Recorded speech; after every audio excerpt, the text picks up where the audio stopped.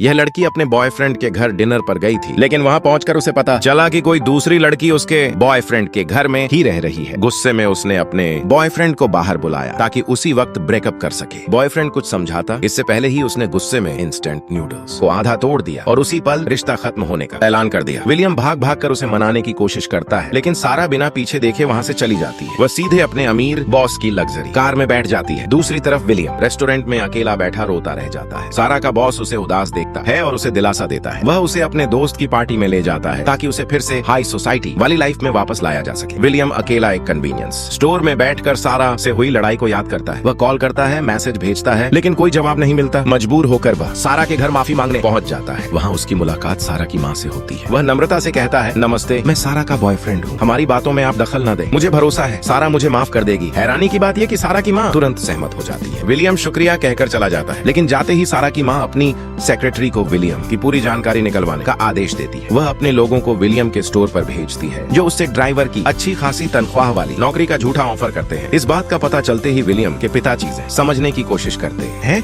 और आखिरकार वही सारा के पर्सनल ड्राइवर बन जाते हैं, रोज उसे ऑफिस छोड़ने और लेने का काम करने के लिए। जब सारा ऑफिस बिल्डिंग में जाती है, विलियम के पिता हैरान रह जाते हैं, क्योंकि यही वह कंपनी है जिसके कन्वीनियंस स्टोर चेन का मालिक उनका बेटा है। उधर विलियम की माँ एक इंश्योरेंस कंपनी में काम करती है। सारा की माँ उसे फोन करती है और कहती है कि वह $20 मिलियन की बड़ी पॉलिसी खरीदना चाहती है। इससे विलियम की माँ को भारी कमीशन मिल सकता है और वह कंपनी की टॉप सेल्स पर्सन भी बन सकती है। खुद को अवार्ड जीतते हुए कल्पना कर वो खुशी से मुस्कुराती है, लेकिन तभी सारा की माँ बात अचानक मोड़ देती है। वह अपनी बेटी का जिक्र करती है, कैसे वह विदेश में पढ़ी है, एक बड़ी कंपनी में एग्जीक्यूटिव बनकर लौटी है, लेकिन इतनी काबिल लड़की ने एक मामूली से लड़के को बॉयफ्रेंड बना लिया। न उसकी पढ़ाई ढंग की है, न उसकी नौकरी, और फैमिली बैकग्राउंड भी कमजोर है। विलियम की माँ को पता ही नहीं कि ये बातें उसके अपने बेटे के बारे में कही जा रही हैं, इसलिए अनजाने में वह हाँ में हाँ मिलाती रहती है। ये सुनकर सारा की माँ अंदर ही अंदर बहुत खुश होती है। वह विलियम की माँ से कहती है कि वह कॉन्ट्रैक्ट तैयार करके ले आए। इसके बाद वह सारा को कंपनी का नया CEO बना देती है और मीडिया में आधिकारिक तौर पर यह भी बता देती है कि सारा एक अमीर परिवार की इकलौती वारिस है। इसी बीच सारा की एक पुरानी सहकर्मी विलियम को खोज कर बताती है कि जिस लड़की को वह 3 साल से डेट कर रहा था, वह असल में कंपनी के शेयर होल्डर की बेटी है। ये सुनकर विलियम तुरंत सारा के पास पहुँचता है और गुस्से में पूछता है, तुमने 3 साल तक अपनी असली पहचान मुझसे क्यों छुपाई?